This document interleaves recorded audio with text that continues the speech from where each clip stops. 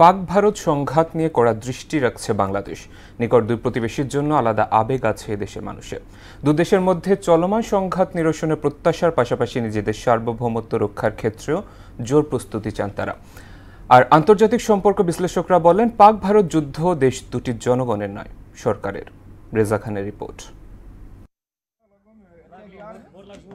পাকিস্তান ভারতের পাল্টাপাল্টি হামলায় প্রতিদিন বাড়ছে মৃত্যু ও হতাহতের সংখ্যা। এই পরিস্থিতিতে নিকট প্রতিবেশী হিসেবে উদ্বিগ্ন বাংলাদেশের মানুষ। যুদ্ধ সৃষ্টি হলে তাদের অস্ত্র বিক্রি হয়, এটা বড় প্রফিট হয়। ওনারাই খোঁচায় আর কি এক দেশের সাথে আরেক দেশের একটা যুদ্ধের সৃষ্টি করে। বেসিক্যালি ইন্ডিয়া যুদ্ধটা দেশভিত্তিক না নিয়ে যুদ্ধটা করতেছে বেসিক্যালি ধর্মভিত্তিক হয়েছে। তবে প্রতিবেশী দেশ ভারত পাকিস্তানে চলা সংঘাত দ্রুত নিরসনের প্রত্যাশা জানিয়ে দেশের সাধারণ মানুষ বলেন, নিজেদের সার্বভৌমত্ব রক্ষার ক্ষেত্রেও প্রস্তুতি রাখা জরুরি। পারমাণবিক অস্ত্র তো আমাদেরও দরকার, আমরা দুর্বল থাকবো কেন?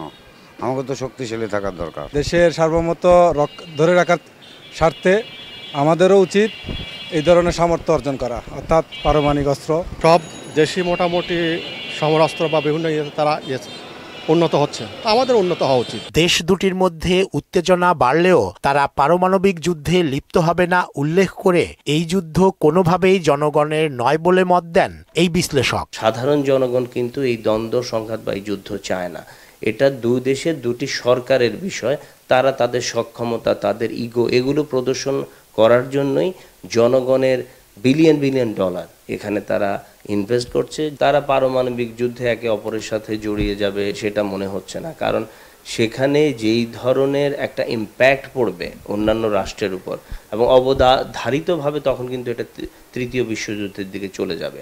আর আন্তর্জাতিক সম্পর্ক বিশ্লেষক ডক্টর শেখ শামস মোরসালিন মনে করেন, এ যুদ্ধের পেছনে পরাশক্তি আমেরিকা ও চায়নার হাত থাকতে পারে। ভারত যদি পাকিস্তানের সাথে তার ওয়েস্টার্ন ফ্রন্টে যদি ইনভলভ হয়ে যায়, তাহলে হয়তো ভারত এদিকে যুক্তরাষ্ট্রের সাথে সহযোগিতা করে মায়ানমারে কিংবা রাখাইনে হয়তো কোনো ধরনের প্রভাব বিস্তার করতে পারবে না।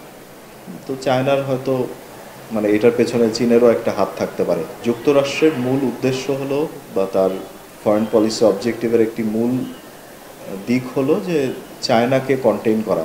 চায়নার যে প্রভাব বাড়ছে এই এশিয়া জুড়ে এবং পুরো বিশ্ব জুড়ে, সেটাকে যতটা সম্ভব প্রতিহত করা যায়। পাক ভারত সংঘাতে বৈশ্বিক রাজনীতির অনেক মেরুকরণ আছে বলেও মনে করেন এই দুই আন্তর্জাতিক সম্পর্ক বিশ্লেষক। ট্রাম্পের রেসিপ্রোকাল ট্যারিফের কথা যে সে বলছে, সে কিন্তু মূলত টার্গেট করেছে চায়নাকে। রেজা খান, মোহনা সংবাদ, ঢাকা।